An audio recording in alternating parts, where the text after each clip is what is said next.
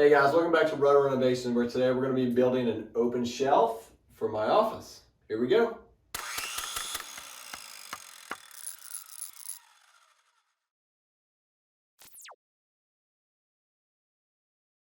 We had a lot of extra 3/4 inch plywood from our built-in build, so I decided to use what we had left over instead of buying more wood. I always start with the sides when I'm building furniture, and I wanted the bottom of the shelf to be closed in where I'll have a drawer and cabinet to store things. So for that portion, I made a decorative side panel using a 9 by 17 inch piece of plywood that would be bordered by 2x4s that were ripped down to 2 1/4 inches. Here you can see where I used my table saw to rip down those 2x4s. After the 2x4s were ripped down, I used my router to create 3/4 inch slots in the 2x so that the plywood could recess into the bordering pieces of wood that were ripped. After cutting the 2x to length and testing it with a dry fit, I used glue and clamps to reassemble the panel. I also used a little glue to fill any gaps. When fully assembled, each panel measured 13 inches wide by 21 inches high. Once the panels were dry, I unclamped them and drilled 4 pocket holes on each side so I could attach them to the shelf. The 4 corner pieces that will tie everything together are 2x4s that have been ripped down to 2 1/4 inches wide and extend 73 inches, which is the full length of the shelf. The fully assembled shelf dimensions are 73 inches high, 22 inches wide by 16 inches deep. Now that we have our pocket holes drilled, I marked 3 inches up for the leg, so I'm going to put this panel right here. I'll make sure it's centered, and then I'll screw them in. When attaching the side panels to the corner pieces, I use wood glue before screwing them in to ensure a strong bond. If you don't want panels to move during this process, I recommend clamping them down while screwing them in. Once both decorative panels are attached, the sides are finished. Now it's time to create the shelves that will connect the sides together. All right, so what I've done is I've created a template for my shelves, and I wanted to use the wood that we had instead of buying edging. And so I made, out of the remaining part of the 2x4 that we ripped, I cut a little lip in there that'll fit right up underneath the shelf. And then the 4 corners of the shelf will go where these notches are cut out. If you want the easiest/cheapest route for this shelf and you're okay with a depth of only 12 inches instead of 16 inches, you can use 1x12s in place of plywood here, which will allow you to skip the creation or purchase of edging for your plywood. In order to create this shelf, I need 5 identical shelves. My plywood template was 14 1/4 inches by 20 1/4 inches, and I used my circular saw to cut out a majority of each shelf and then used the jigsaw to cut out notches for the corners. The edging was 1 by 1 1/2 inch strips prior to routing out a lip for my plywood. The edging for the front measured 17 1/2 inches long, and the sides were 12 7/8 inches long.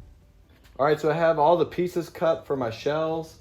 I'm going to attach them on the underside using a pocket hole, and I'm also going to glue them and use a brad nailer to attach the pieces that go around the shelf.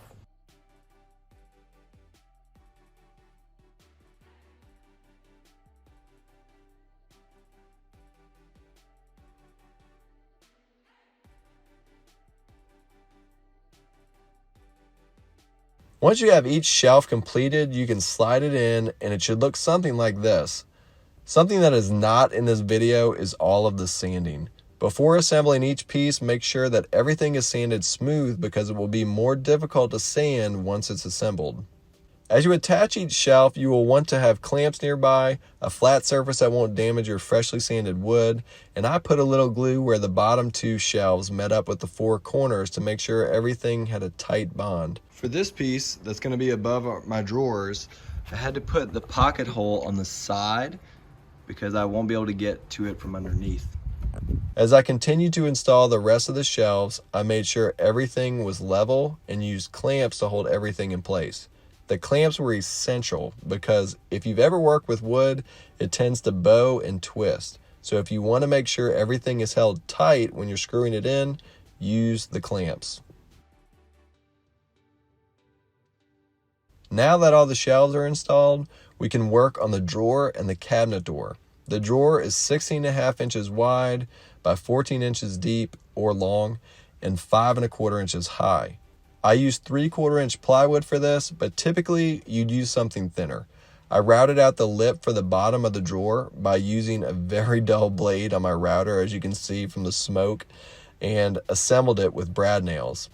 If you want more precise details on how to create a drawer, check out my other video on how to build a built-in next to your fireplace around the 11-minute mark.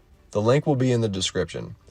Because the inside of my decorative side panel didn't have a flat surface, I glued a 1/4 inch piece of plywood to make it flush. Once it dried, I installed the drawer slides and drawer so that I could finish creating my trim for the face of the drawer. If you want more precise details on how to install drawer slides, you can also check out my link in the description for how to install ball bearing drawer slides. My drawer trim is 1 by 1 3/4 inches, and I used my router to make it a little more decorative. I assembled the drawer trim first using brad nails and then installed it on the drawer. After installed, there should be about 1/8 of an inch gap around the drawer. The last part of this shelf is the cabinet door. I ripped a 1 by 4 to 2.25 inches for the outer frame of the door, and the center pieces that divide the glass are 1.5 inches wide. I used my stile and rail bits on my router to create slots in these pieces so that they could be joined together with glue. If you want more details on how to create a door like this, feel free to check out my other video, how to build a built-in next to your fireplace around the 14-minute 20-second mark. Again, the link's in the description. Something that I think is helpful is installing your hinges prior to gluing your door together. This will allow you to hold the piece in place where it will be situated while screwing it into the cabinet, as opposed to taking a bunch of measurements and trying to install the two halves of the hinges separately. I did the same thing that I did for the drawer and glued a 1/4 inch piece of plywood so I would have a flat and flush surface where I would be installing my hinges. Once I was done dry fitting my door, I cut out a piece to close off the back of the cabinet and attached it using pocket holes and screws. After that, I could disassemble the drawer and hinges and start the finishing process. For this shelf, I use a stainable wood filler for any gaps by Minwax and use a Minwax stain with the color Honey. All right, I typically wouldn't use this product to finish this, but I have a bunch of it left over, so it's kind of overkill. This is for waterproofing areas. I don't intend on setting any cups on this shelf, but in the event someone does, it should do just fine with this on there.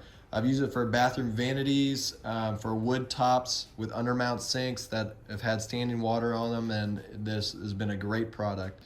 I would typically use something like this, but I don't really have enough of it left over to complete my project, and I don't feel like buying more stuff. So I'm just gonna use this spar urethane finish from Minwax. I did 2 coats of protective finish just to make sure everything was covered, and when everything was dry, I was able to install my drawer, cabinet door, drawer pull, and doorstop. Watching this thing come together was amazing. I typically paint my projects, or I'll do a portion of it stained, so I wasn't sure how the entire shelf being stained was going to look, but not only does it look great, it's also functional. All right, guys, I hope that was helpful for you. If you have any questions, comment below. If you like it, please subscribe, and we'll see you next time. Peace and God bless.